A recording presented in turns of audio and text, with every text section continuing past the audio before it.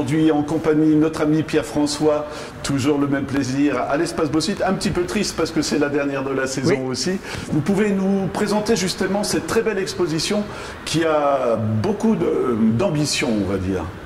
Alors l'exposition, je vais commencer par donner le titre qui est Terre vernissée.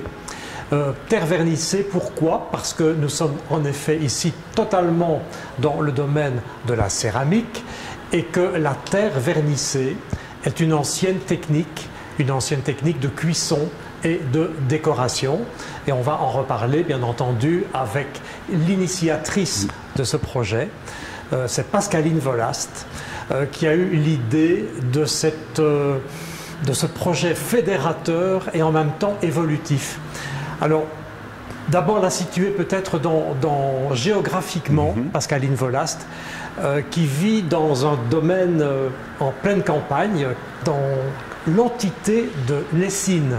Alors, Lessines est une commune qui se situe très proche de la frontière linguistique, province de Hainaut, entre Bruxelles et la Louvière.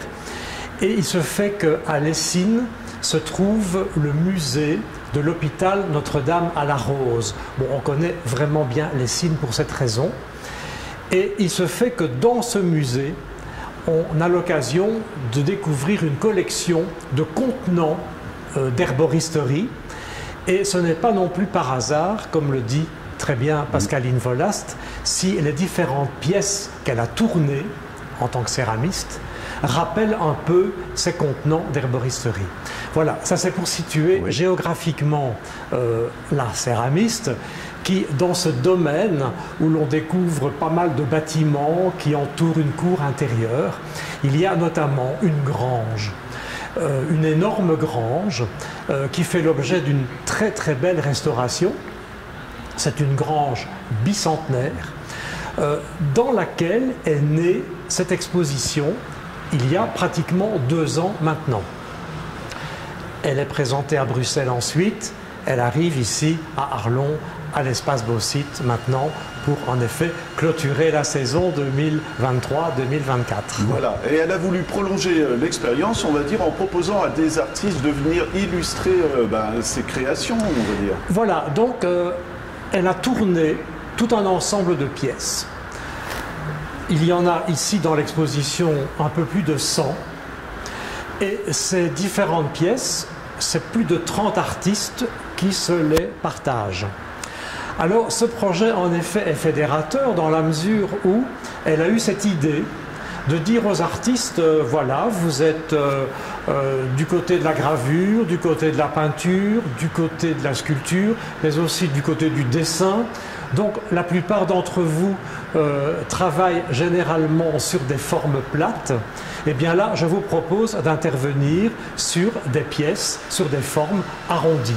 Et voilà comment ces artistes ont répondu à l'invitation de Pascaline Volast et ont chacun proposé une intervention sur les pièces qu'elle avait tournées. Voilà, à tel point que l'expérience a tellement plu que certains artistes reviennent pour illustrer à nouveau des nouveaux supports.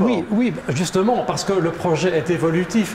Donc certains qui ont déjà réalisé ces pièces peuvent en réaliser d'autres.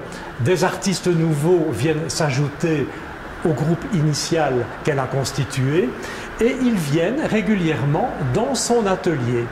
Et donc, en même temps, c'est un lieu qui est devenu un véritable creuset de création artistique en Fédération Wallonie-Bruxelles. Et c'est ainsi que l'on peut vraiment en avoir la preuve ici avec cet ensemble d'artistes réunis. Voilà, et artiste régional, je dirais, parce qu'elle respecte l'environnement dans son projet également. Hein. Oui, alors Pascaline Volast tient beaucoup à la dimension écologique de son projet, puisque en parlant de terre vernissée et de cuisson à l'ancienne, elle utilise tout d'abord comme combustible le bois. Et le bois, elle le récupère, donc ce sont notamment des bois de chantier. D'autre part, elle utilise un mode de cuisson qui sera de la monocuisson et elle ne dépassera jamais 1100 degrés. Donc elle est beaucoup moins énergivore que par rapport à d'autres techniques de cuisson de la terre. Voilà, et alors les terres qu'elle va utiliser aussi seront des terres de sa région. Donc, comme on le disait déjà tout à l'heure à propos des formes, il y a aussi cette relation très forte avec la région, avec les Cygnes et avec le pays des collines qui est tout proche aussi. Voilà, et ce qui se dégage, 30 artistes, mais il y a cette harmonie de couleurs, il y a de nuances, c'est beau à voir tout simplement. Alors, il se fait que donc il y a l'unité dans les formes sont simples, les formes sont sobres, et en même temps la diversité dans l'approche que chaque artiste a pu avoir de ces formes-là, précisément. Voilà. Expérience qui est prolongée dans l'autre partie de l'exposition, où là ce sont d'autres artistes qui sont mis en valeur, ou d'autres lauréats, on va dire. Oui, donc deux parties. Donc, la mezzanine est vraiment consacrée à l'ensemble de ce projet initié par Pascaline Volast, et dans la seconde partie, vont se retrouver là 3 artistes céramistes qui étaient en 2023 finalistes en céramique de l'Académie des Beaux-Arts de la ville d'Arlon.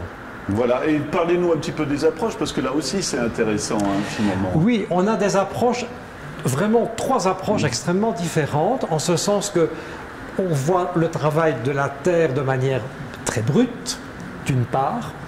On voit d'autre part un travail, ce sont des totems qui sont réalisés dans une terre, dans une argile très fine, et qui sont aussi, d'ailleurs, ces totems, l'objet de monocuisson. Donc ça nous rappelle un peu ce que l'on disait tout à l'heure à propos de la technique pratiquée par Pascaline Volast. Et puis nous avons 2 installations qui combinent alors plusieurs matériaux, et pas uniquement la céramique, mais notamment le verre.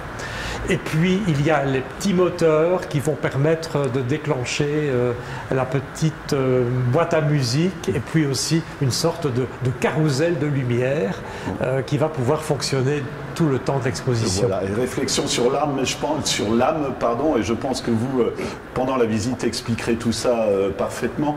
Moi, j'ai envie de vous rendre encore une fois hommage, parce qu'on parle aussi de mise en scène ici pour cette exposition, c'est magnifique, vous avez dû passer des heures à créer tout ça. Il se fait que les artistes sont nombreux, et que chacun venait avec 3, 4 pièces, une pièce parfois aussi.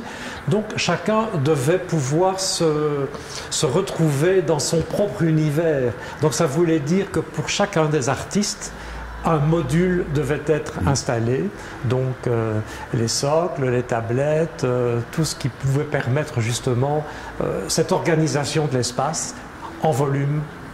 Voilà. Ouais. Mais moi, le mot principal, je me dis, c'est vraiment harmonie. Est-ce que vous seriez d'accord pour cette exposition? Oui, je pense, oui. Je crois que, on me disait d'ailleurs tout à l'heure, c'est un seul artiste qui a réalisé cette expo. Mais non, oui et non.